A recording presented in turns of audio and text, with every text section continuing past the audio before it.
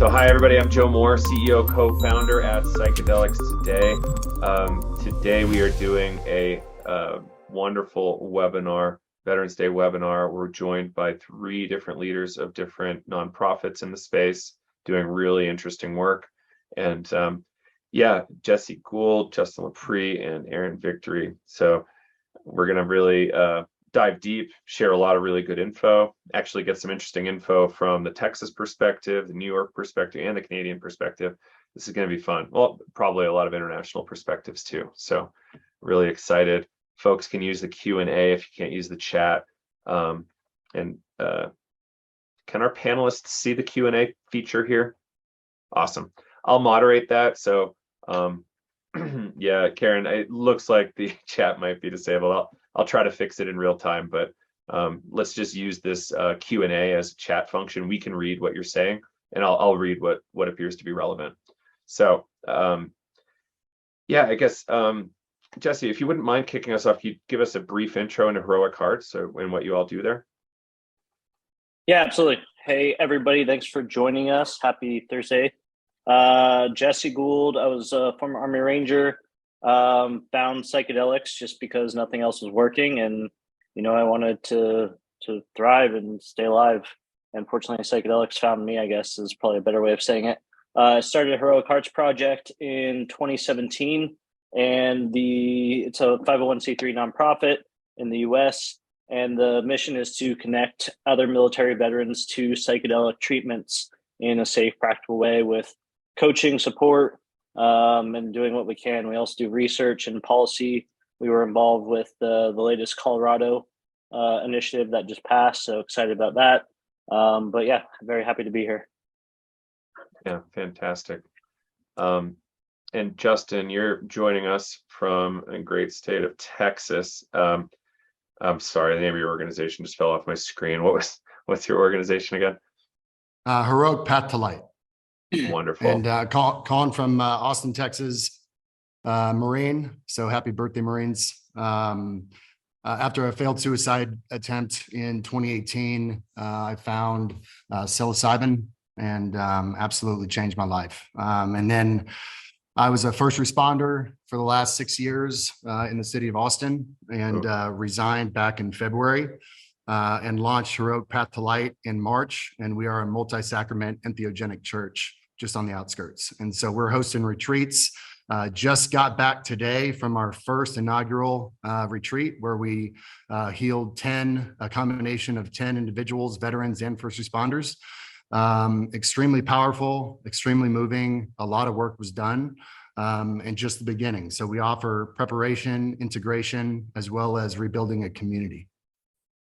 That's outstanding. I've been hearing a lot about the church in Austin, so people very much know about it. I wish you the best of luck. There's some amazing attorneys working on that project right now, and a number of similar projects. Arron, here with Apex Labs. You've been a board member at Heroic Hearts. What else have you been up to in the space? So hi everyone, thanks for joining. My name is Arron Victory. I'm a military veteran, spent 14 years in a Canadian Infantry Battalion, deployed a couple times, Haiti and Afghanistan, released in 2016, started working in the Canadian medical cannabis space where Canadian veterans remain unique with blanket insurer coverage. And from there, kept my eye on psychedelics and what was happening, and co-founded a pharmaceutical company called Apex Labs. And we focus on treating the critical unmet need in the veteran community when it comes to dealing with mental health conditions. And we have several randomized control trials for our clinical development pipeline. That's incredible. Yeah, love that. And I also sit on the board for Heroic Hearts Canada, and met Jesse about 2.5 years ago. I've just met Justin tonight. Wonderful. Wonderful. So obviously Veterans Day coming up, and people are very aware of a lot of veterans issues and the desire for access to psychedelics and to healing.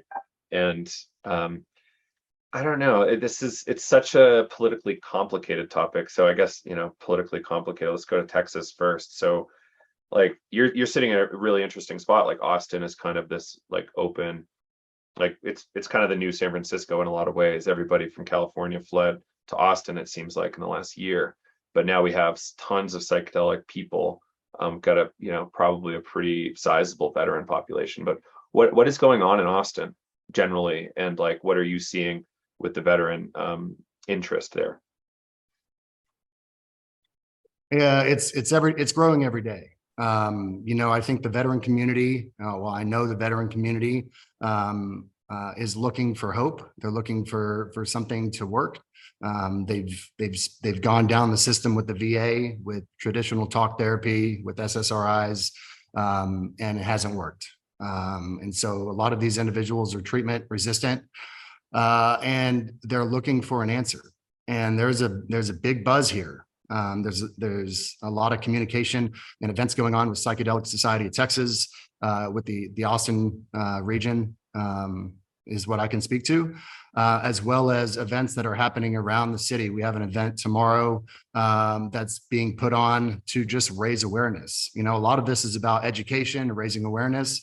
So regardless, if the state is blue or red, I think we understand that the mental health crisis is here, and it's been here, and we need to make some changes because nothing that we've done in the past has been working, and we're just tired of seeing people's lives ruined, lives lost, and it's absolutely the time is now to make a change.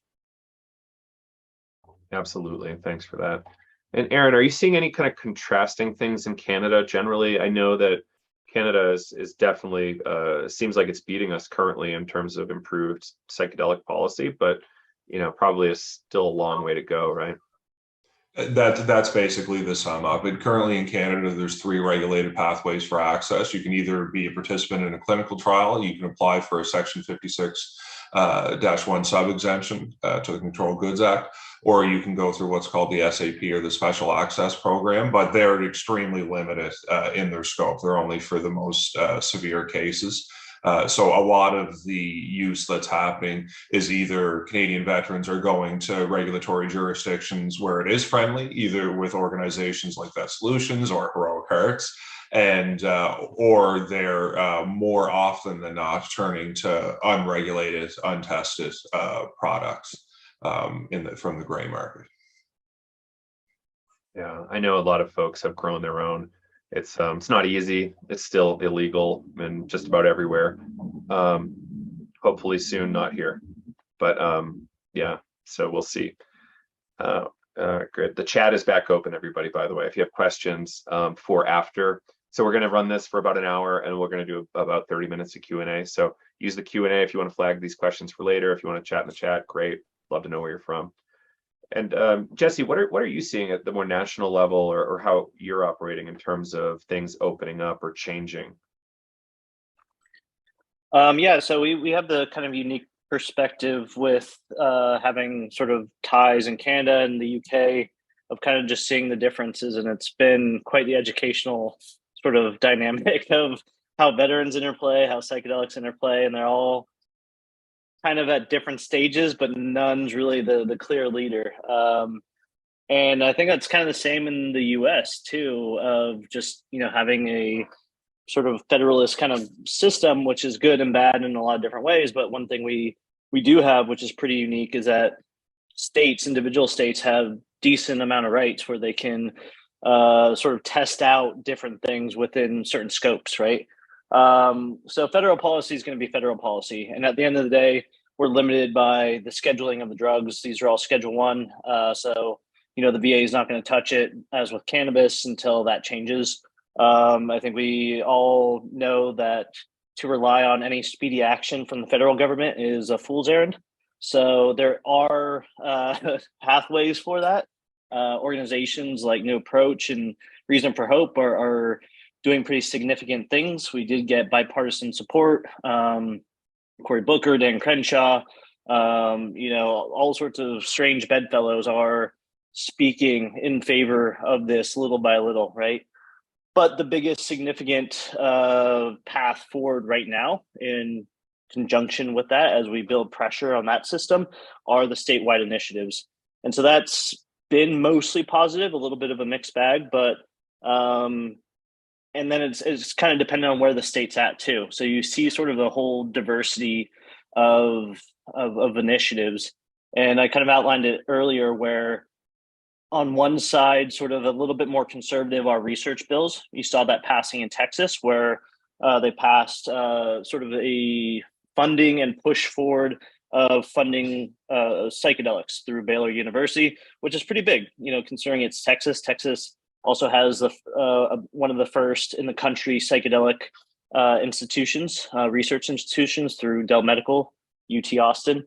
And then sort of the next phase is decrim. So we see that in like Washington, D.C. We see that kind of more municipalities. And that's just, hey, if I have this substance, I probably shouldn't go to jail, which should be kind of obvious, but we'll get there. The next is kind of a more forward one, like Connecticut. So it's sort of research, but it's also expanded access where we can see the writing on the wall. The government's giving funding for these sort of pilot programs while also taking research with MDMA, ketamine, the ones that are kind of at the head of the helm. And then kind of the more advanced, or the ones that are kind of the most interesting for me, are actual medical and community usage. So that's what we have in Oregon. That's what we have just passed in Colorado. So Colorado, like Oregon, there were very similar bills based off each other. They're all evolutions. Colorado, it passed. So almost immediately, it'll be decriminalization. So if you have certain possession points, you won't get arrested. Again, great. But then in the next 2 years, there's sort of a figuring out what this looks like in terms of, I'm going to go to a therapist, I'm going to request psilocybin. So the 2 years will be, what does training look like? What does sourcing look like? What is capacity? All these sort of things that are very important, because psychedelics are very wonderful, as we all are here to say, but they work differently than sort of the traditional medical model. The traditional medical model is sort of a factory system. You go in, you get your pill, you come back later, right? This is a much more person to person, longer term, and also empowering the self-healer sort of modality, which should, I think, be the focus, and I think will be the focus, but not currently the focus of a more reductionist medical system. So Oregon, next year, you'll actually be able to do this. We're still trying to figure out where the dust settles. It's going to be a little bit messy. We can all expect that, but it is a path forward. And as the US having these states' rights, that's the whole point, is that we experiment, we see what works, what doesn't work, and then we can take that forward. And so those are very interesting because they are testing grounds and absolutely needed, absolutely pushing forward. And we're going to learn a tremendous amount so that it's not just, now it's not here, now it's here, right? And so we have a little bit more understanding. And the other thing that's so important about that is that whatever people think, psychedelics are coming in some way, shape, or form. The genie's out of the bottle, we're not putting it back, right? The results are just too good. And it's just a basic sort of kind of no shit kind of thing. But we are grossly unprepared in terms of infrastructure, in terms of training, right? We need far more therapists, we need far more practitioners. And that's the problem with the federal policy sort of dragging its ass, is that limits the baseline of people actually talking about this, research, communication, all that kind of stuff. So these sort of states are going to be the hubs of actually training people, actually getting ground on experience for the time being, which is going to benefit the rest of the country. And the Colorado bill, is somewhat 50-50. I guarantee you, I said this yesterday to you, Joe, once this passes, there's a lot of skepticism, obviously, if it's that divide, but I guarantee you there's going to be a huge portion of those people that were once against it that are going to be going front and center to these clinics, because they're going to see their friends and you're going to be like, oh, you're happy. What happened? They are going to be at the front of the lines going there. And that's great, because that normalizes it, that decreases the stigma. Everybody deserves, even if they voted against this, the right to heal, right? And so that's the beauty. And then Justin's obviously doing a very novel approach and a nuanced approach of sort of the churches, which can kind of operate within the system, and which, there are religious traditions, there are sacraments around this, and I'm sure he can elaborate more on the process around that. One of the best caveats, that got added in terms of access in Colorado was that counties and municipalities can't ban it. So what we saw in Oregon was a lot of counties resisted that and are not allowing their people to get access. And every town should have a small clinic that people can get help at. Yeah. Yeah. Yeah. So anybody want to jump in, like issues with access, training, any kind of political things you're really interested in right now? Well, I think training is super important. You know, it's gonna kind of feel like the Wild West in a little bit, right? You're gonna have all these clinics pop up, right, everywhere, and that can also be very dangerous to the space. So if not done properly, so you know, talking about it, educating, creating educational platforms like yourself and Kyle have done, which I'm currently a student of. It's incredible, and it is absolutely needed. It's important. It has to happen. If not, we're going to run into major issues because the cart is going to get in front of the horse, and that's going to cause some downstream damage. So, you know, access. You know, I have kind of a viewpoint of these are our birthright. Right. You know, we need to make sure that people have access to these medicines. There's incredible healing in these medicines. The research is there. It continues to come out. They've been, you know, banished and thought of as bad for way too long. And I think they're really coming back. I think this renaissance is coming full circle, really to save our species. I really think that we are in a worldview in a very bad space. So, yeah, the world is smaller than ever. I think the extinction clock is the closest it's ever been, given our global situation. And yeah, we need radical change at all levels. And you know, this view, the psychedelic view, I think radically can shift the psyche at the larger scale. But yeah, we need it for everybody, and we need to get these injured folks back on the team, right?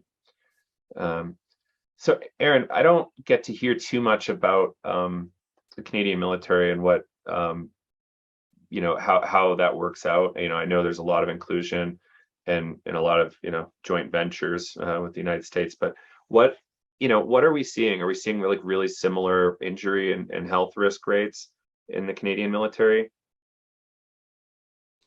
Yeah, absolutely. You would see the elevated rates compared to a civilian population, much like the UK and the US. As far as missions, Canada has been in the in the early to mid 90s. It would have been Balkans, Rwanda, Somalia, etc., and then rolled into Afghanistan in the early 2000s, and then Africa again, Syria, etc.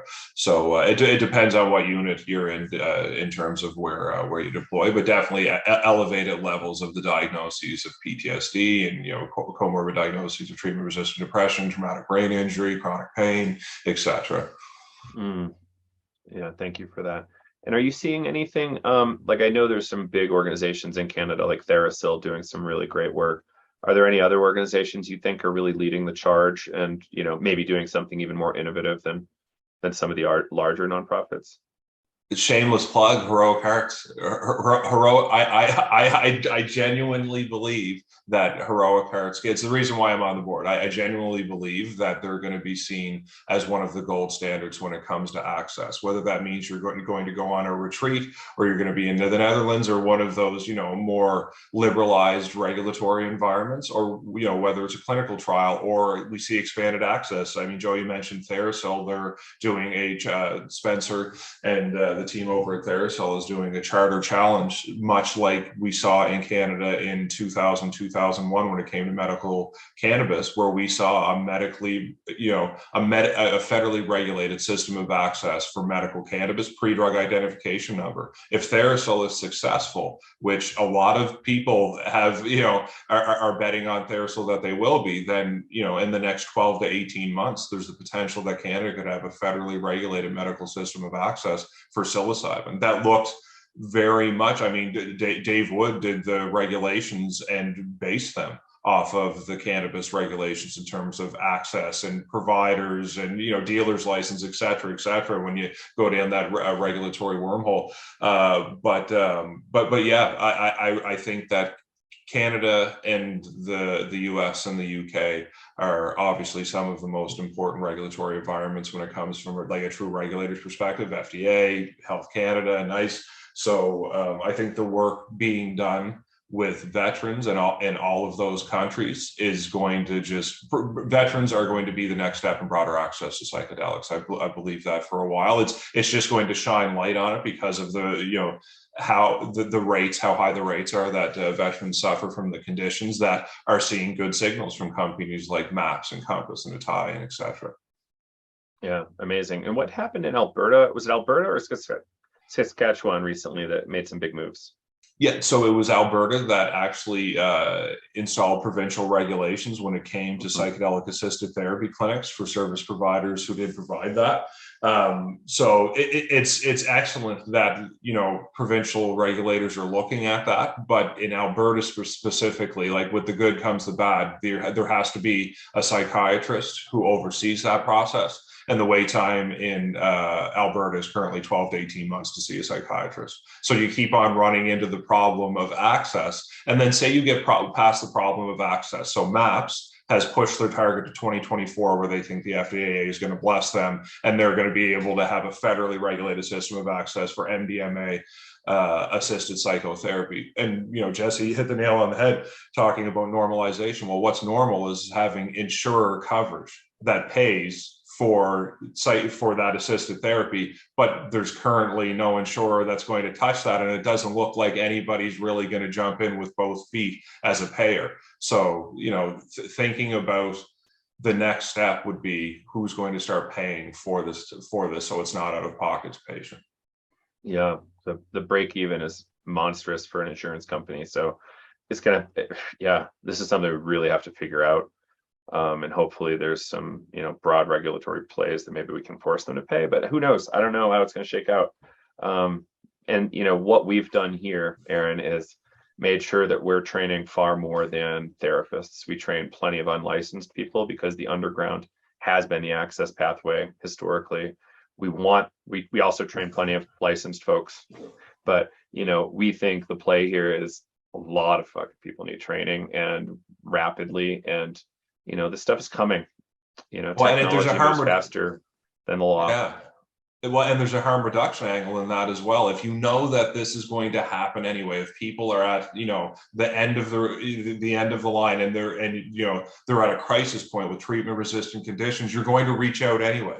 So wouldn't it be better if the regulators had a say in that with clinical guidelines and so many follow-up sessions, post-integration, actually develop a system of that and then monitor that, don't treat it like a clinical trial, because again, you'd restrict access, but actually monitor that with scales and forms depending on the conditions that you're treating, and see, starting point A and finishing point B.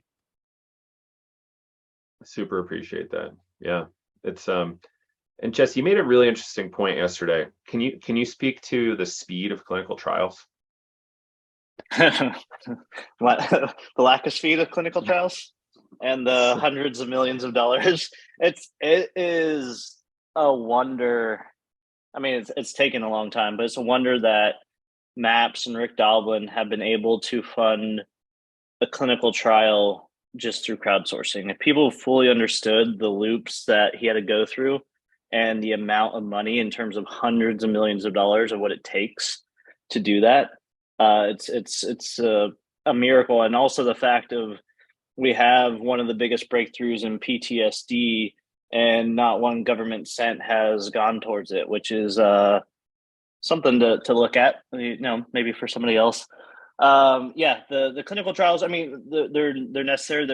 They're how the system works. I think there's flaws there. It's sort of a system built for Pfizer's and Viagra's and billion-dollar drugs, not a system built for necessarily effective tools. I'm not saying other medications aren't effective, but if you have something that's effective that doesn't make money, then it doesn't get through FDA, and then therefore it's not prescribable. So there's a flaw in that system, obviously, because we have things like cannabis, we have things like psychedelics that, generally speaking, are not patentable because they literally grow in the ground.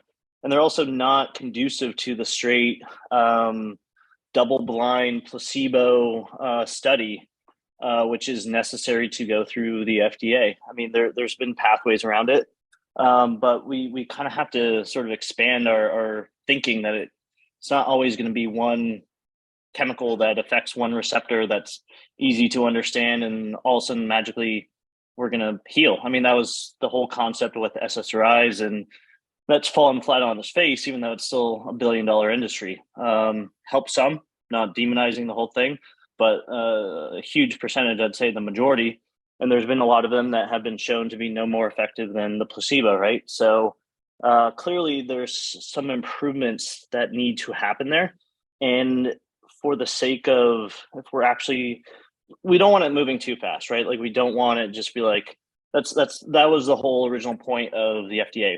We don't want somebody, downtown selling snake oil and, all of a sudden you go blind, but we also don't want it to take decades for something that can go through it, that can actually heal a lot of things, or just because there's not money there that it doesn't go through either. So, I mean, we need to sort of have different ways of funding.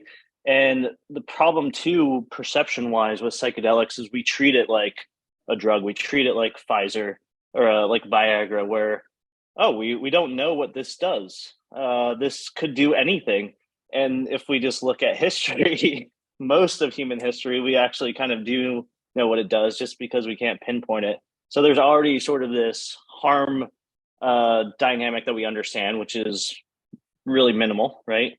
There's already this tremendous amount of all human history anecdotal evidence, but we're treating it like this mysterious drug that could go either way. And so that there's just a lot of things, and I do hope that this momentum not only pushes forward psychedelics, but allows us to rethink current systems that have absolutely failed.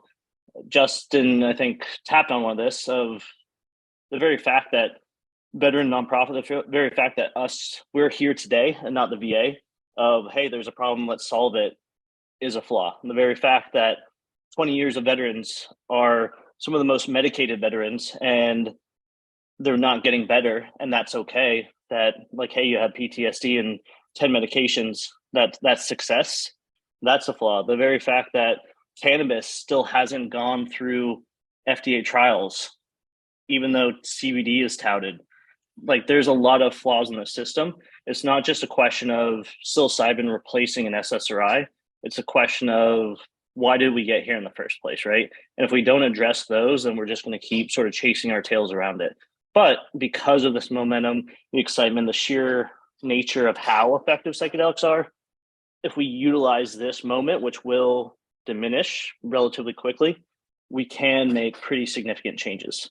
And you mentioned sort of the peer support, community-based models, which Justin is doing as one of them. It doesn't need to be me just seeing one person that is the subject matter expert into my mental health that is going to resolve it. It's the community. We are communal beings, animals. And I'm more likely to go to my friend with problems than I am to Dr. Joe, right? Doesn't mean Dr. Joe's not necessary. It means, who's my first line of support? If I empower my friend to ask the right questions and hold space, that's going to be far more effective than, yeah, let's talk about my mom again.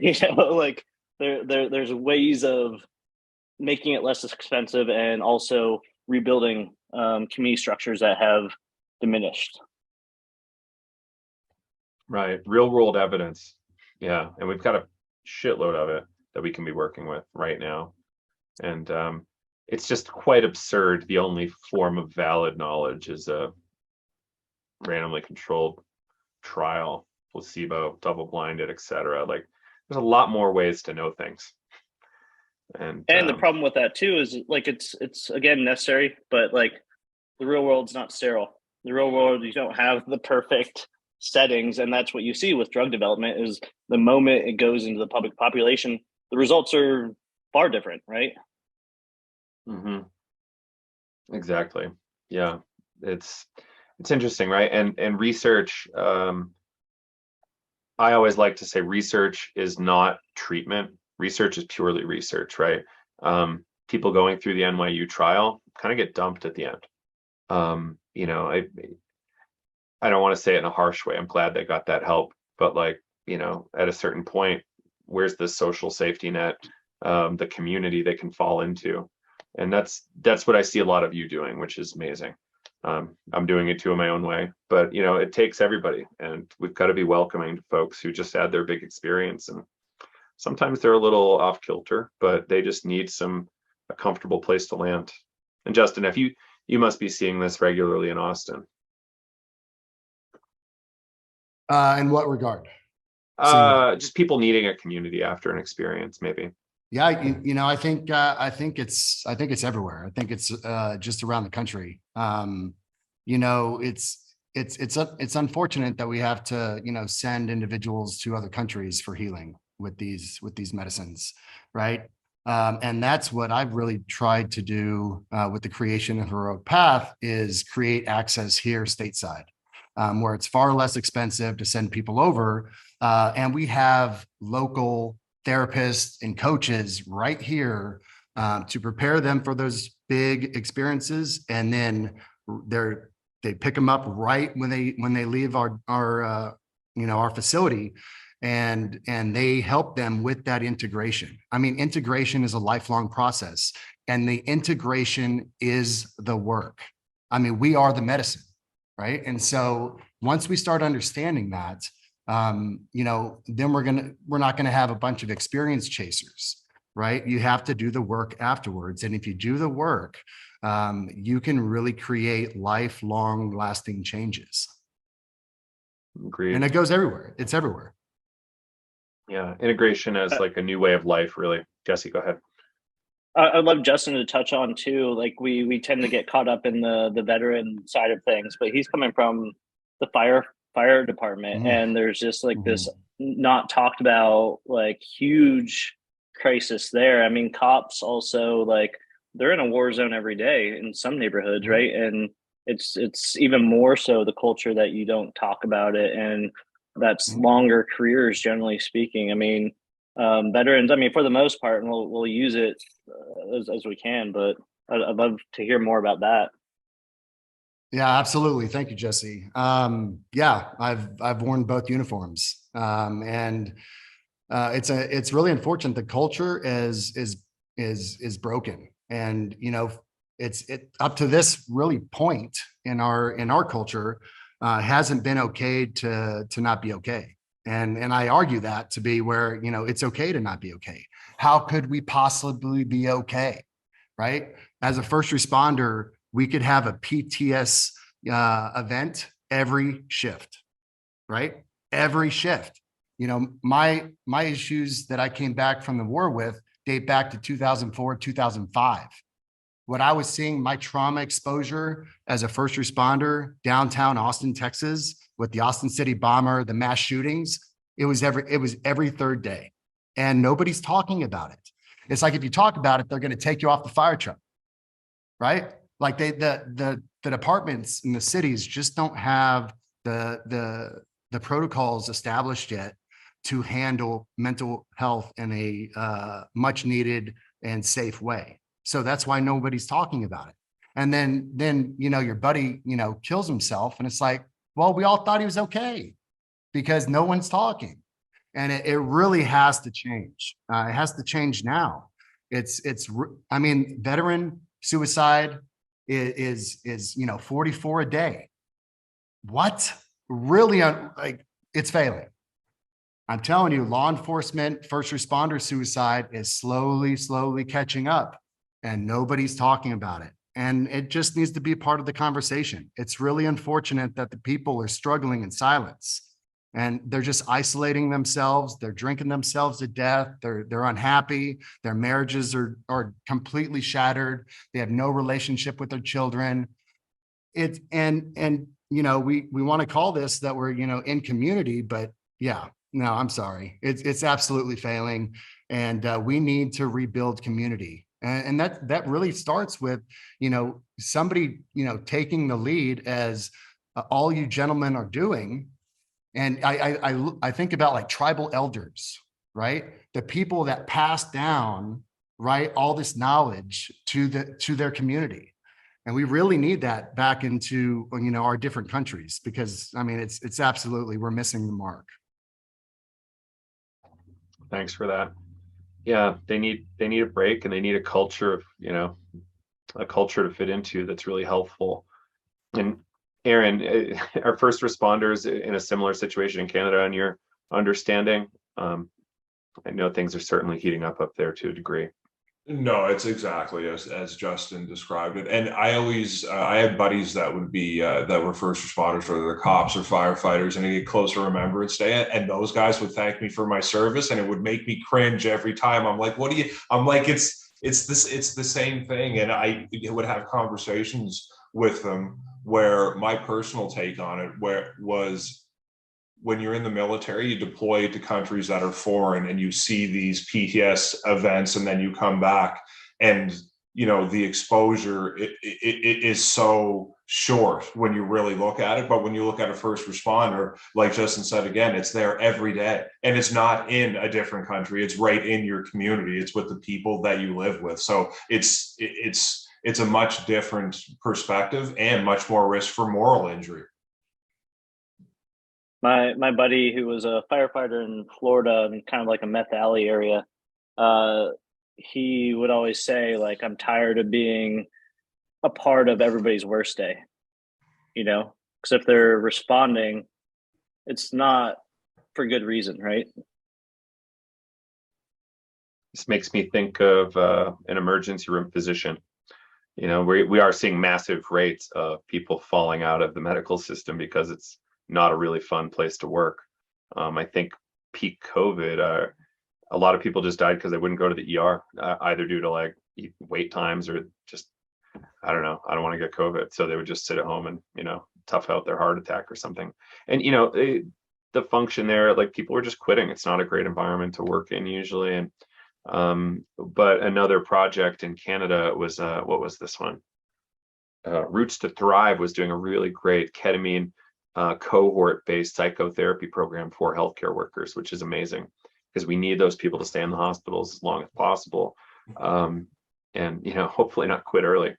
But Roots to Thrive was a part of Dr. Valerie Masuda, and the first medical access to psilocybin in Canadian history for 6 palliative patients as well. Which was after just a couple months after the Food and Drug regulations got changed to allow psilocybin and MDMA through the Special Access Program. So, but yeah, the caregiver and primary care physician burnout is at an all-time. It's at a crisis point now, and so trying to find a therapist in general would be tough. In North America, trying to find a therapist that is trained by a recognized or a reputable body for it to do to deliver psychedelic assisted therapy would be needle in a haystack at this point. So the cart before the horse comment that Jesse says strikes. Yeah, I'm going through the process of finding a therapist currently. My last one dumped me. Whatever, but leave you with abandonment issues. Thanks. Not. Do you need to talk about it, Joe? Totally. We'll hit you up after. But it's fascinating. Somebody like me with all these connections, it's still a brutal process to like find a new one. And for me, being in the game, like, that's a little ridiculous. And for somebody who's hurting, and in particular, somebody who's really sick, drinking a lot, PTSD, etc. Just imagine the amount of loss. So, like, if there's an opportunity to help somebody, please help them. At least bring them, to get care somewhere. Yeah. So. No, absolutely. Yeah. It's not a really good framework for this in our country, right? It's actually, Arron, this is actually a good Canadian question. I'm under the impression that there's not really much mental health care services include in the kind of nationalized medical system. Is that accurate? Say that one more time, Joe, please. Is healthcare included, or sorry, mental health care, like talk therapy, included in kind of the national healthcare program in Canada? It can be. And you know what? I'm terrible to ask because as a Canadian veteran, I'm one of the most medically insured demographics in the country. Mm-hmm. Like, and especially as someone that has, diagnoses from service related conditions, like, but I have champagne problems, still the access to physicians and stuff. But when it comes, I can speak to veterans. When it comes to veterans, if you are a retired veteran, you absolutely have insurer coverage for, I was going to say psychedelic assisted therapy, for psychological services. Finding a practitioner is another story. Mm. And a point we made yesterday, Jesse, hopefully folks still listen to the podcast. There's a lot of people who don't ask for help. They just sit there and think somebody else has it better or worse than them, so they don't need help. Jesse, could you speak to this idea? Yeah, so for those people who need more of this, there's another podcast coming out tomorrow, but I understand if you don't want to listen, but please do. Support Psychedelics today.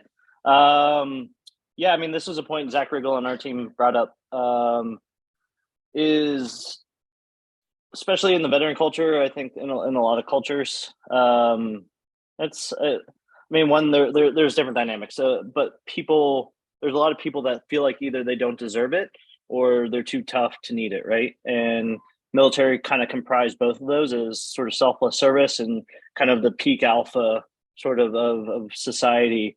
And so there's a lot of people that just, wallow in their own misery, trying to convince themselves that it's good enough and that Jack Daniels is the only doctor they need. And then, by the time they get to myself or Justin or Vet Solutions, it's already like a lot of work that needs to be done. And I mean, it's sort of the nature of the system itself is it's not working. And so we're all kind of in this triage state of like, oh, okay, so unsupported, we need to fix the solution without any sort of government intervention. And okay, let's do what we can, right? And that's sort of a veteran mentality of like, well, all right, this is a situation we're in. We'll figure it out. We'll do the best we can, and triage. Like, okay, let's prioritize. And so that's sort of the nature of the beast of the system. But just in general, there are a lot of people of like, hey, my trauma's not as bad as that. Like a lot of people don't go to the VA of like, oh, that's for people with this and this, like blown up limbs and all this. I don't deserve to do that. I don't deserve to get disability. I don't have a lot of trauma. Like we get this all the time of like I'd like to go to your retreat, but I would rather that position go to somebody else, which is such a beautiful sentiment, but it's also like, hey dummy, like come to our retreat too, and that's sort of the thing of we hold burdens that we don't need to hold. And I think hearing more voices of people of like, even if it's not even if it's not the PTSD you see in movies where you're freaking out in the milk aisle or, like waking up in, the full fight mode with your pistol, there's a lot of suffering that is done silently. And that's way more common than the other stuff that you see that kind of gets more of the attention. And everybody deserves healing, even if you don't think you qualify or not.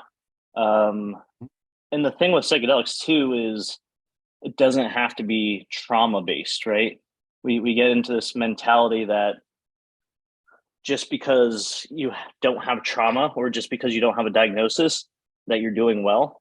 And I think we need to change that. Is like, just because I can cure your PTSD doesn't mean you're doing well in life, right? It's like, cool, I don't have PTSD, my life still sucks, right? But that's the beauty of psychedelics is that if you utilize them effectively and do the integration, you can switch from not only getting over these diagnoses, but you can also figure out ways to live your life better to where, life's still going to slap you in the face, but you look back and you're like, I'm pretty content with where I'm at. I've done some good stuff. There's a lot of adjustment that I still need to do. It's not a perfect like goal point. It's, am I doing better each time, right? And am I relatively doing well in my life? And that's kind of the mentality we need to switch. Is it's not about getting over PTSD. It's about how's your life, right? And that's, I think, what falls through the cracks with just a sort of one-on-one relationship with a therapist is you're going there because you have an issue, right? You wouldn't go there if you didn't have an issue. Whereas in the community, when you talk to your friends, it's the issues, obviously, but it's also like, hey man, you're looking a little rough. Like, what's going on? Like, how are you doing? Right. And that's the only thing that can be discovered when you know people, when you care about people, when you hold them accountable and they hold you accountable. Right. So those are the things that we need to kind of shift to in our mentality. And I think, they're called teachers for a reason. Psychedelics are called teachers for a reason. They show us this. They also unlock our inner teacher. They also unlock our inner healer of, we know in a lot of ways how to heal. We just get in front of ourselves. We get taught that we don't need to listen to those voices. So we just kind of suppress our ego, listen to what the plants are saying. I think we're going to be far better off. But again, it all is with intention. It's with purpose. It's with respect and reverence. And then discipline and repetition. It's not just the psychedelic. It's, hey, I actually have to go to the gym in the morning. I have to actually not go to the bar at the end of the day. Which can be excruciating. Yeah. And amen. Arron, go ahead. No, that's good. I was going to say, unless it's the Marine Corps birthday, and then absolutely go to the bar. There's nothing wrong with going to the bar. It's I look forward to sharing a beer with this group, but it does become it's the medication of choice, and I completely understand that choice given the current options available. Yeah, like looking back, like I certainly drank a ton in my 20s, a real lot. And if I had found ayahuasca a lot earlier, it would be a very different situation. Psychedelics say might not even exist. I don't know what would, but yeah. So it is interesting how all-consuming it can be. And Jesse, we talked a little bit about this inflammation thing yesterday, how drinking can just kind of reinforce this inflammation and keep making it worse, even though it's, your body situation getting worse, gut situation getting worse, and psychic situation getting worse. So it's important to figure out how to, get healthy, because this discipline is right. You got to get your food right, your sleep right, your exercise right, your environment right. So the people you're around, if you're around, people who don't have their game on, like, and trying to go in the right direction, that's tough. Really tough. Yeah, not to beat a dead horse again, like you can go to a therapist and they'll say like, what's going on? What do you have? And not ask you, what are you eating? What's going on in your life? And it's all self-fulfilling. Like you get into these trauma loops of, things start going bad. It fulfills itself. You drink more, that affects your gut biome. You become more depressed. You get into bad relationships because that's your trauma speaking. That makes it worse. You gain weight. You stop going to the gym, like all these things. And then once you get to that spot where your finances are in shit, your relationships in shit, your health's in shit, that's a hard hole to get out of, especially if you're doing it by yourself. And especially if you feel like you're in robot mode because of the 10 SSRIs that you're on. Yeah, it's tough. I mean, Arron, is psychiatry like similarly flawed in Canada in terms of how veteran populations might be getting treated, like the kind of the standard course of drugs? Failed model of care, absolutely. The current standard of care would reflect what we saw in the UK and the US. SSRIs, antidepressants, talk therapy, traditionally, EMDR, cognitive behavioral therapy. Like you would go for the usual suspects there. And then, like Jesse said, you get into this polypharmacy nightmare where you're taking prescriptions for antidepressants, antipsychotics, and then all of a sudden it's killing your guts, or you see sexual dysfunction. And then you're on so many different prescriptions that to come back off them is going to be an ordeal in itself, let alone treat the indication that you were originally set out to treat. And, you know, there is a lot of psychiatrists that acknowledge that that is a failed model, but again, it turns to access and coverage for the more emerging treatment therapies. That's totally true. It's this is a bigger access conversation every time. It's, you know, we don't have the throughput to barely take care of people as it is right now. And so it is like a triage thing. It's a palliative triage deal, and it's like should be seen as that. And let's keep trying to get better. And psychedelics are going to play a big part in that, 100%. No way around it. And yeah. So my Veterans Day podcast last year was with 3 friends of mine, all veterans, and the story's harrowing. So if people want to like understand how bad it can be while even enlisted, worth it. Yeah, like 10 to 15 to sometimes I think one of them was on 15 to 20 pills daily, while still doing patrols as a ranger, I think, and it's like horrifying to think that he was that compromised on all those drugs, vomiting blood regularly. It's like, you know, so the healthcare system for our enlisted folks, like, you know, that needs to really get leveled up. Like that's not anywhere, not conscionable. And I actually heard a physician tell me very recently, he thinks SSRIs as a prescription, it's actually unethical for a doctor to prescribe SSRIs. I find that a really fascinating argument. I don't have a super strong opinion yet on that extreme, but I'm, you know, not far off. It's a really complicated set of drugs there with a whole lot of side effects that are under discussed. Well, and some evidence coming out that's signaling that maybe the serotonin level conversation was not actually what we should have been focusing on anyway. So yet to be determined. Right. You know, we kind of knew that biochemistry argument was false, but it finally, you know, got sent home like in the last couple months here. Thank goodness. So still curious about Texas here and Justin, this religious argument. Can you maybe like explain the religious argument in your project a little bit more? Well, absolutely. So we have, you know, the Freedom of Religion and Restoration Act from 1993. And, you know, that gives us the capabilities to safely use these entheogenic sacraments if we function as a church, you know, for religious and healing purposes. And so, you know, I've been working with Ian Benoit and Greg Lake, and my team has really developed an outstanding church here in the outskirts of Austin, where we can give access and our members can receive access to entheogenic sacrament for healing purposes.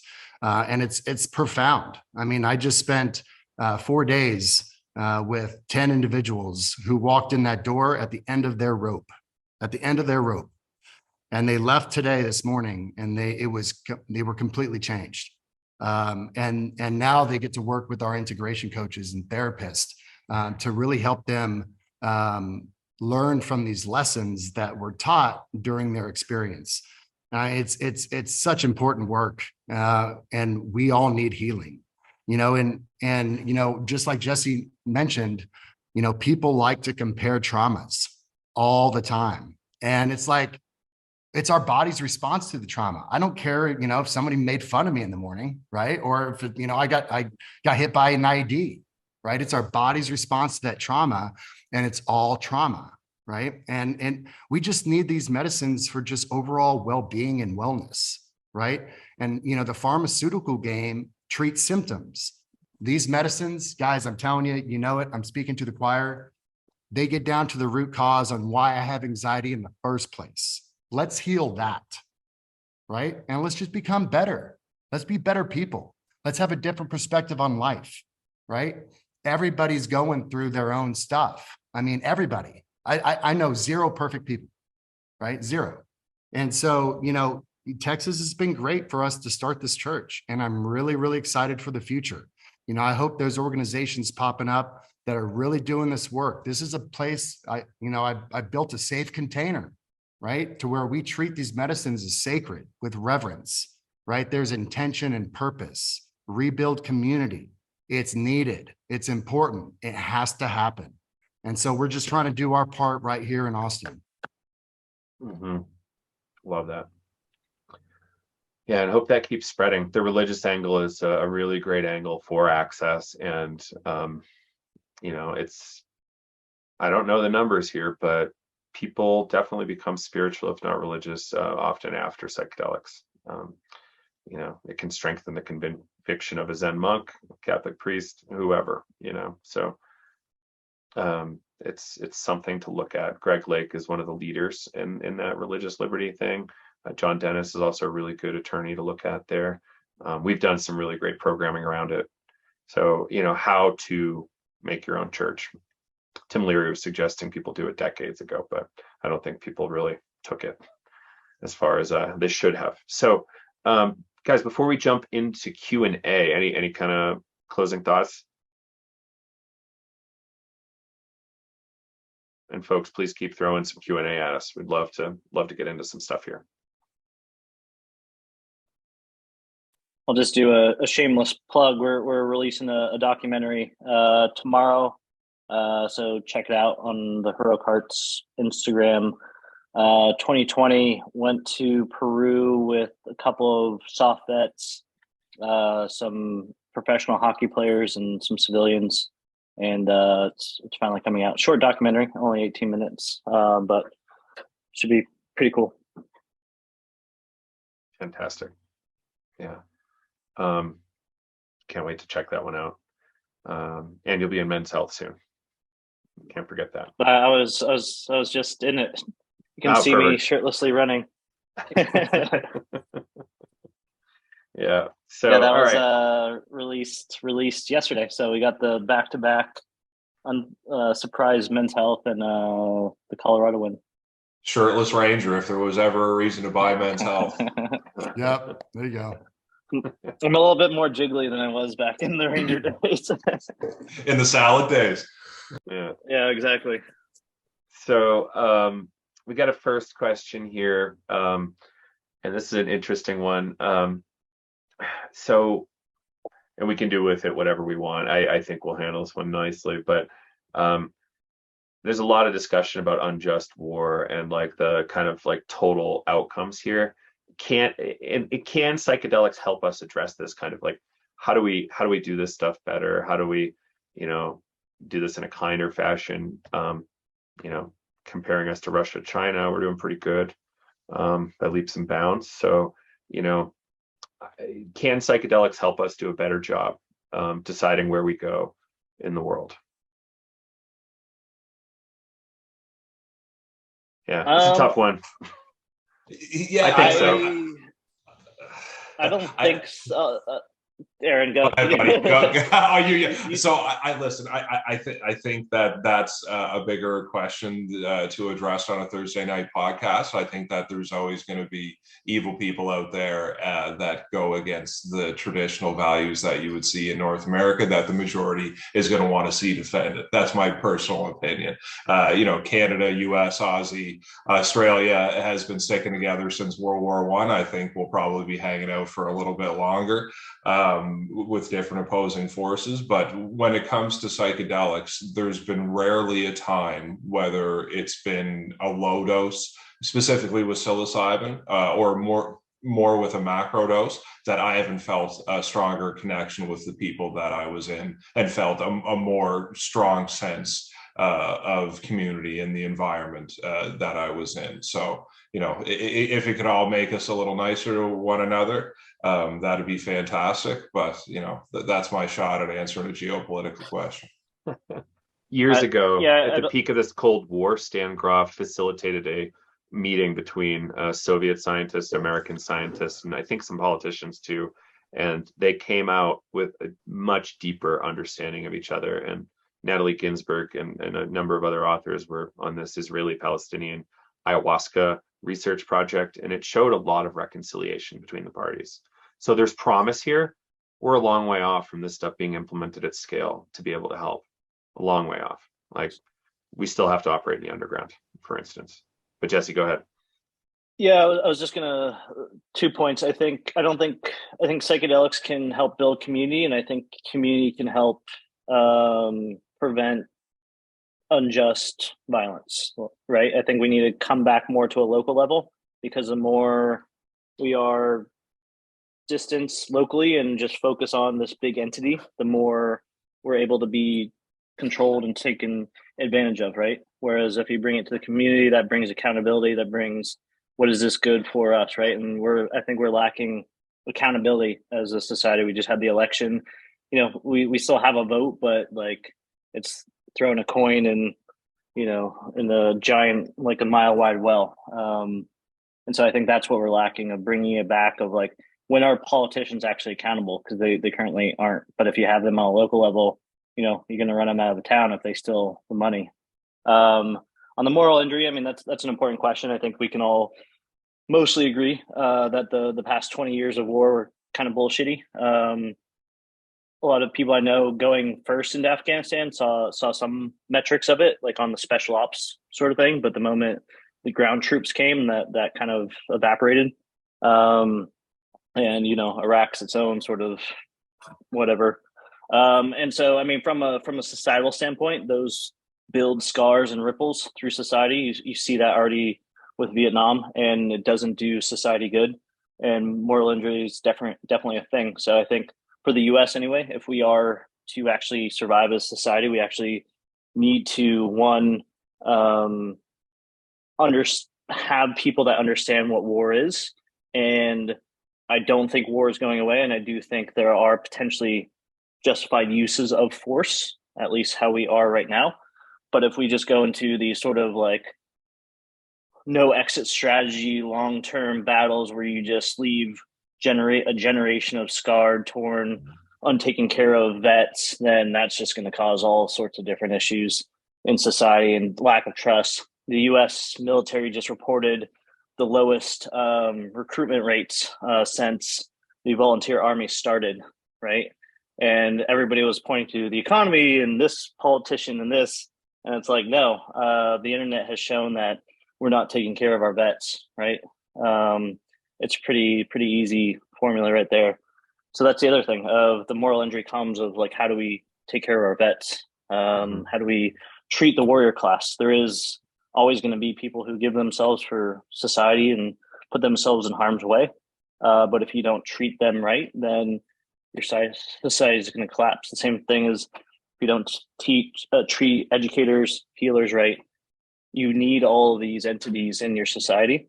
And if you just discard them, and I think right now, like the high class is like the hedge fund people, and I have a hedge fund friend, so I'm not trying to demonize them, but our priority is like the super rich, right?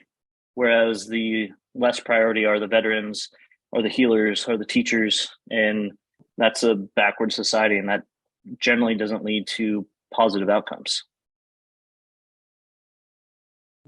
Hard to imagine it going in a good direction. Yeah. Thank you for that. Cool. I think we handled that one nicely. Thanks, guys, for playing on that one. It's always like I think a required question from the audience on veteran panels. But next one, how can the VA be brought into alignment with this kind of logic here? Many VA clinicians have heard that veterans are asking for these treatments.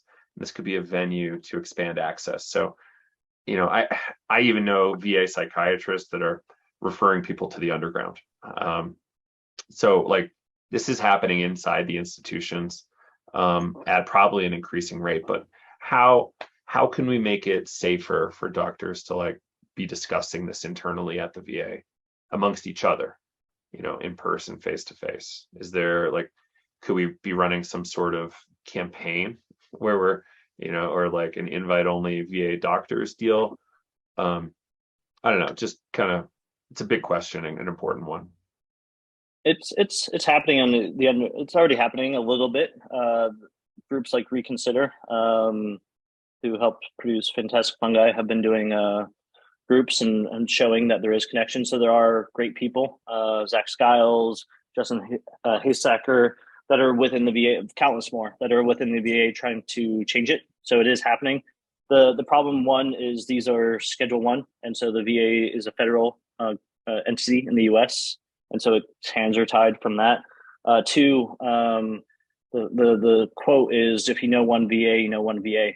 The VA is a consortium of a bunch of different hospitals, and they have a general sort of same purpose, but you can have EMDR in one, possibly bad ketamine in another one, but it doesn't mean you have access and you have to go through loops. And the way that system is structured, is that needs to change in terms of having a little bit more cohesion and all that. There's a lot of systematic things and bureaucracy and all sorts of fun stuff and funding.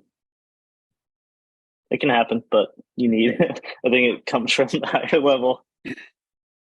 And folks, please keep putting questions in the Q&A here or in the chat, and we'll definitely try to keep going for a bit here.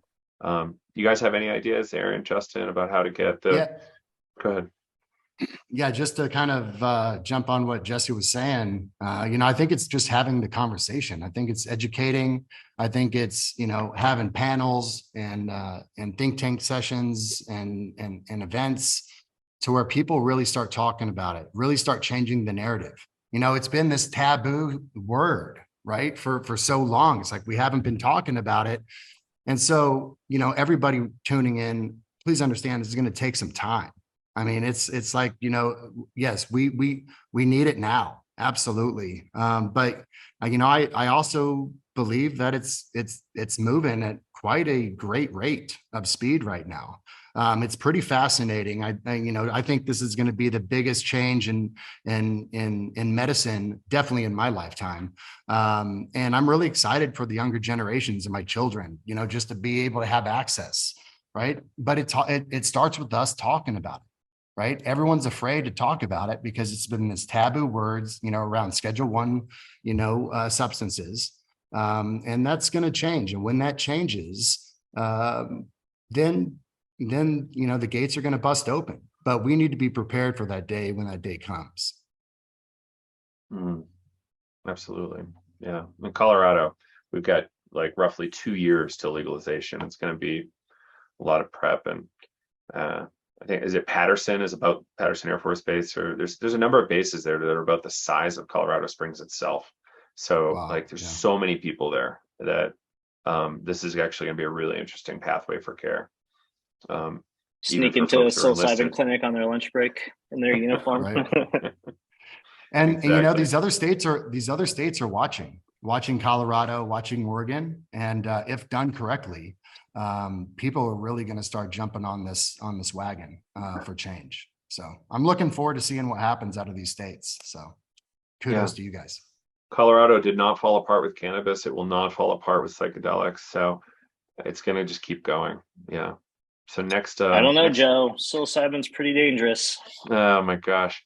So people actually, thank you for saying that. So David Nutt's harm scale, people should look this up. It was a UK funded study. I think one of the more important comparative drug studies out there, comparing relative drug harms between everything from alcohol to meth to GHB to psilocybin and LSD. So 18 drugs maybe. And it was published in The Lancet, which is probably, top 1 or 2 medical journals in the world. And LSD and psilocybin ranked as the safest by far. And you compare alcohol, cocaine, opiates, like way more dangerous. Alcohol was the #1 most dangerous one. And David Nutt, the primary lead researcher there, was promptly fired by the UK government after publishing it. So it'll tell you something. Something's up. And isn't there there's more deaths with like Tylenol or one of the over the counter than it's incredible associated with psychedelics? Yeah.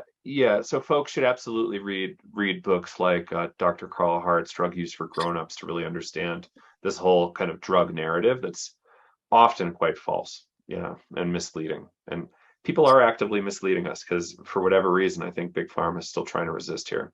And maybe some other quarters too. We'll find out who they are in time. Next question here. So regarding government help and support, what about, in addition to mental health, trauma healing, also focusing on psychedelics for headache disorders like clusters? Yeah, cluster headaches, migraines, etc. Super prevalent apparently in first responder and veteran communities, including pit burn exposures. These are very disabling conditions and often are treatment resistant.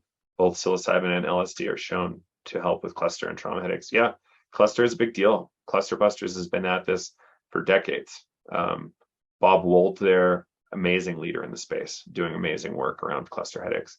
I think there's some state level funding initiatives he's working to push right now, which would be amazing for him to get state level funding to continue that work. In Canada, the Canadian veteran data shows that if you have a diagnosis for PTSD, you're up to 70% have a comorbid diagnosis for chronic pain. And there's more and more studies coming out on people where they're doing these clinical trials with MDMA, and they're seeing the benefit not only for PTSD but a reduction in the chronic pain symptoms as well. Fellow Canadian Dr. Devin Christie is looking for about $1 million to do a pilot study with MDMA for fibromyalgia currently, which is a horrible condition as well. And the idea is a pilot study to, just have the literature out there so doctors can refer to it when they're prescribing off label, I guess starting in 2024 is the current estimate, right? Mm-hmm, so yeah. It's going to be very interesting. Yeah, thanks for that. I used to know some folks with cluster. I even saw some people aged like 15 going to psilocybin retreats with cluster just because they couldn't find treatment domestically. So you had to go internationally to get serviced. And that was still like pretty edgy, but young people need help too. Well, and the high rate of suicidality in groups with cluster headaches as well. Mm-hmm. Absolutely. Yeah. So thanks for that question, Elaine. Anybody else have anything on cluster headaches generally, or we can jump to the next one? Cool. Yeah, right on. So Eric asks or says, after 15 years of unsuccessful treatment at the VA, I received one Ibogaine and one 5-MeO DMT treatment this year, and it changed my life. I don't have any certifications or degrees, but I want to help other veterans in this field of psychedelics. Where can someone like me start? Justin, any ideas? Yeah, Psychedelics Today, vital. Hello. Yeah, absolutely, Eric. Check it out. It's incredible. I've been in since March. It's really something. I'm very, very, very impressed with what you, Joe, and Kyle have developed here. So kudos to you guys. It is very much needed. I'm learning a ton. And what's even cooler, there's really like-minded individuals, right? And I've really got to know my individual study group very well. I just had one of the individuals in my study group come to our first retreat. She's an embodiment coach out of Dallas, and it was incredible, and it's all about education, guys. And so, yes, Eric, look it up. If you are a veteran, there are ways to get, partial scholarships for this vital course. They helped me out to go through the program. It's a year long, but man, it's worth it. So I think that's a great place to start. It's a good plug. We're also running a number of 9-week training programs, 47 hours. Typically they have CE, just not this time around. Navigating Psychedelics for Clinicians and Therapists starts November 29 and 30. We're doing about 3 different cohorts. So no license required. This is, like you've said before, harm reduction. It's education for everybody. You could be a concerned mother taking this class, right? Or, a veteran yourself. So please do just keep getting educated. There's a lot of other resources, but Arron, Jesse, are there any other educational resources you guys like to point folks to? I'll say shout out to Mission Within. They've really been the forefront of the Ibogaine and 5-MeO for quite a while. What I'd say first, a lot of us want to jump right into helping others, but just make sure you're helping yourself first, right? Integrate and let the dust settle. Because what happens is you start pouring from an empty cup, and it takes a lot to help others. So just make sure you got your shields on and you're doing well. 2, just live the model. I promise you, by you, it's less speaking, it's more living. If you are changed, your friends, your family will be like, oh, I want what he's having, right? and I've seen that more often than not. So do that, be the example, be the model, and then educate yourself. When people ask, don't push it. Don't say you should do this. Don't diagnose people. Just be the education in a very straightforward way. There's a lot of great courses, curriculums. There's ways of coaching other veterans. There's ways of being peer support, volunteering. I'd also shout out Fireside Project, sort of a very easy way to get into it. They have a veteran cohort. So Fireside does a hotline for people who are having trouble with integration. And so basically you can sign up for their program.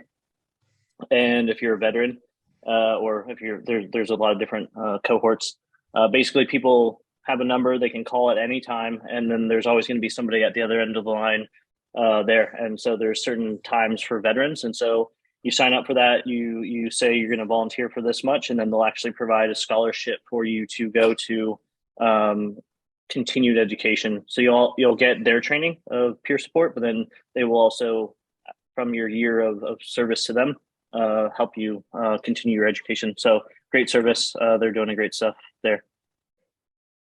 Fantastic. Thank you, guys. I dropped a few links in the chat for folks to check out as well. We also just came up with a TV show. We did 2 episodes in Ibogaine. I dropped the link in the chat there. You can see me struggle with the teleprompter. Cool. So let's see. So what would you recommend for approaching politicians for drug policy reform? Any tips on speaking with healthcare professionals? So yeah, politicians and healthcare pros. How do we have conversations with them that might be helpful?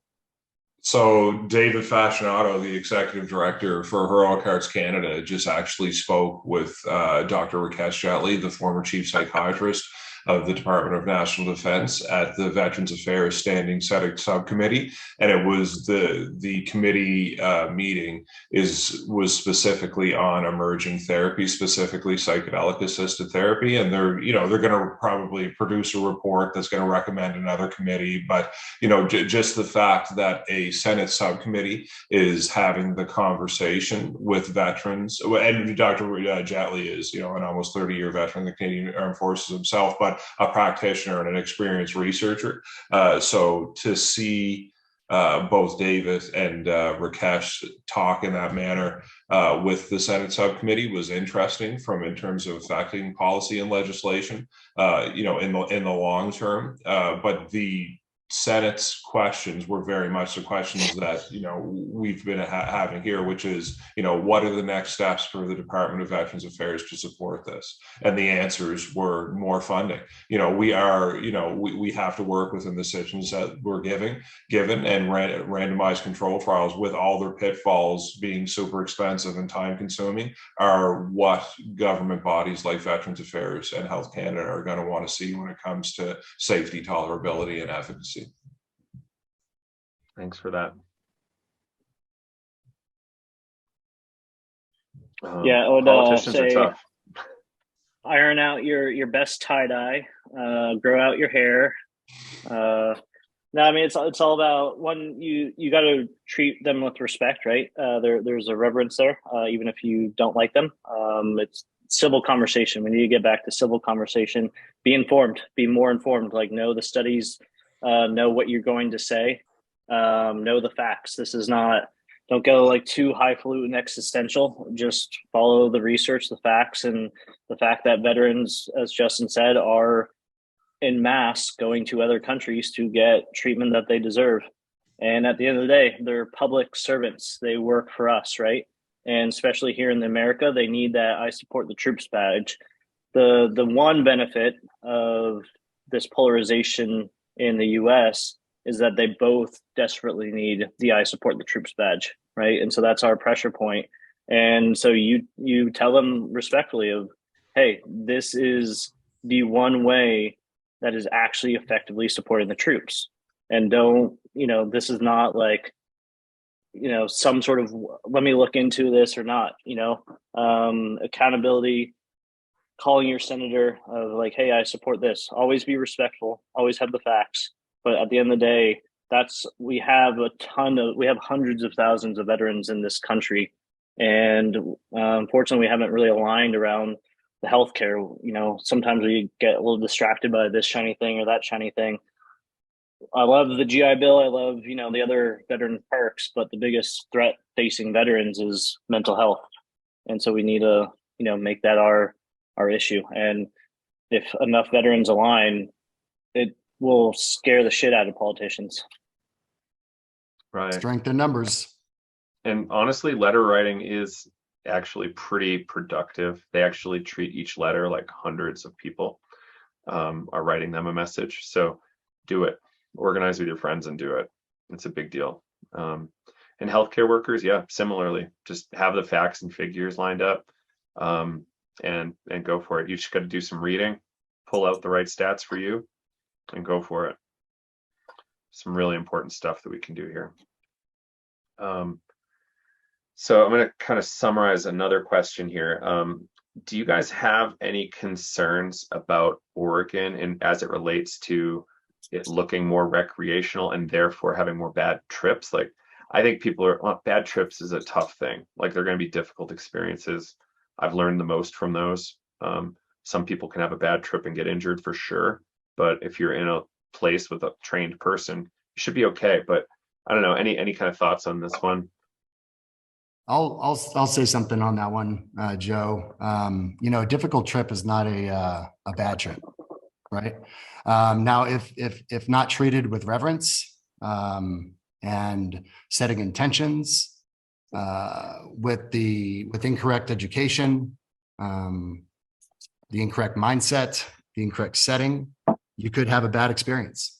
But I can assure you that if you tie in dose, set, and setting properly, and set your intentions and arrive at the space with with reverence and purpose, even though it may be difficult, you're walking away with the lesson learned.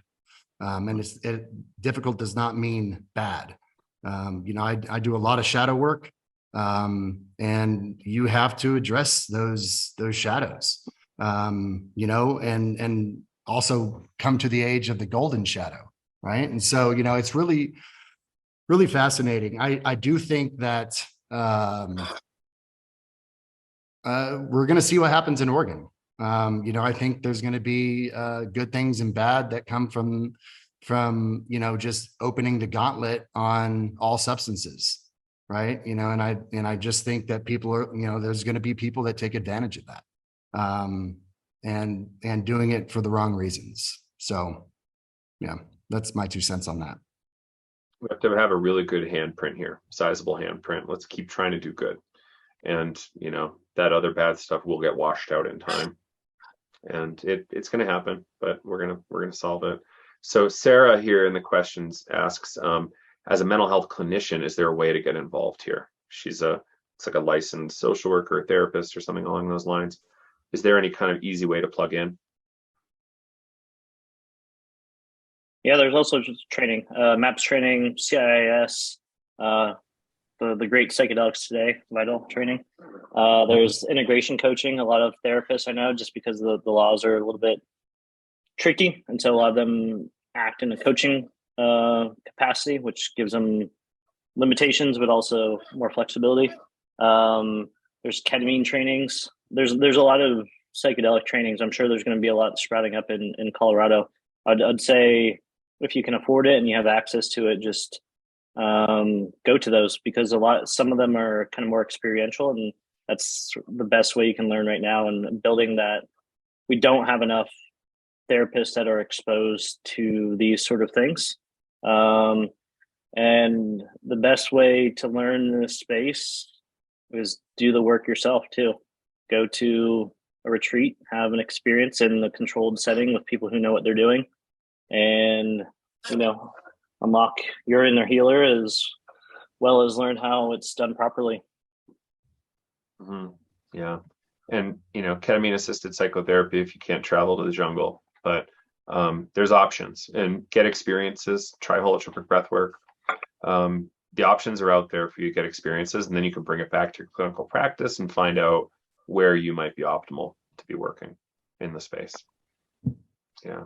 And there's companies, not to necessarily plug, I think it's like New Life or something like that, or there's a few different There's at companies home that places. Yeah. yeah, that well, they're exploring like training, and then if you have your own clinic, that you can get that access and all this kind of stuff. There's different like ways of doing it. I'm sure Arron has some insight on that. Yeah, New Life does currently at-home ketamine treatment. They're exploring partnering with clinics, from what I understand. And then there's a number of operators where they'll actually be your psychiatric referral person for ketamine, and they'll mail the client or the patient ketamine, and you do ketamine-assisted psychotherapy with your client. And they set up a whole framework and help you work that. It's a pretty cool tool. There's a few groups out there.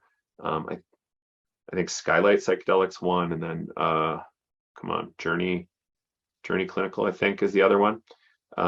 Yeah, so there's a bunch of options out there as a clinician to be doing these services. And therapists, once you start doing this work, you're probably going to be impressed with the results. Yeah, cool. So 3 minutes left. I guess let's start to wind this one down.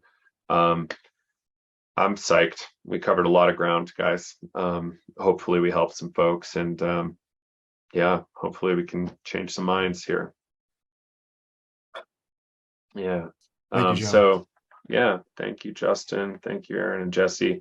Could we just could you all just shout out like your company name or group name again and website, just for people to be able to connect after? Sure. Justin LaPree, Heroic Path to Light. Domain is heroicpathtolight.org. We're on social media as well, Facebook and Instagram. Please find us. Thank you. Arron?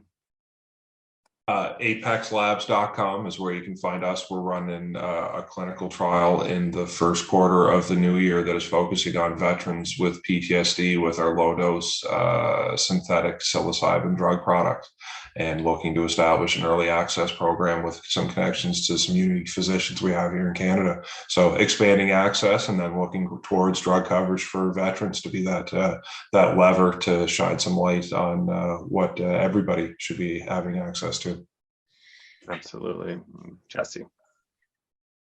Jesse Gould, Heroic Hearts Project, heroicheartsproject.org.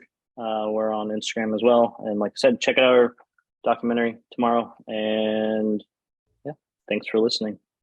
Yeah. Well, thank you all for tuning in. If you want more education, psychedelicstoday.com. Again, Navigating Psychedelics kicks off November 29 and 30. So check that out if it's up your alley. You want to get your foothold in the psychedelic world. It's a great place to start. All right. Thanks, everybody, for tuning in. Happy Veterans Day. Happy Marine's birthday. And hope to do it again soon. Take care, everybody. Thank you, guys. Fellas.